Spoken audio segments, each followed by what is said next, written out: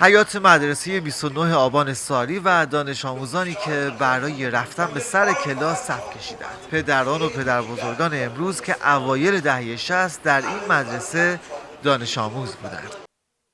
بازار مرور خاطرات داغ. پاشت خوابیده می اومد تو مدرسه.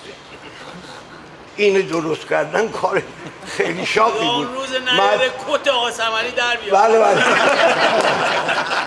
حضور و غیاب اول کلاس هم انجام شد. آقای عباس اخروی بعد 40 سال هم دیگه رو تونستیم ببینیم. سعادتی داشتم امروز هم پیشکسوت‌ها رو ببینم، هم عرض کنم که دانش آموزای قدیم همون. بعضی‌ها هم بار سفر بسته بودند. دوستانمون اینجا شهید شدن، تو این کلاس بودن شهید شدن و حتی به رحمت خدا رفتن. اینا ما گرامی می‌داریم. ان شاءالله که این درسی باشه برای خود ما. تو کلاس درسی که معلمش هنوز حوصله 40 سال قبل رو داشت، همه شاگرد اول بودن. امروز که خواستم بیام ساعت 5 صبح بیدار شدم، ساعت 6:30 اومدم جلو مدرسه. با نیسان می اومدیم راهبند سنگدارشون پیاده می شدیم، این مسیر رو تا اینجا پیاده می اومدیم.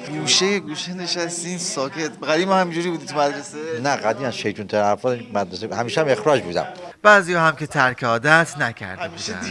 می اومدیم اون موقع. نه الان اتفاقی شد، ببخشید معذرت میخوام. زنگ تغذیه و صبحانه مشترک همراه شد با صدای یکی از همون همکلاسی‌ها.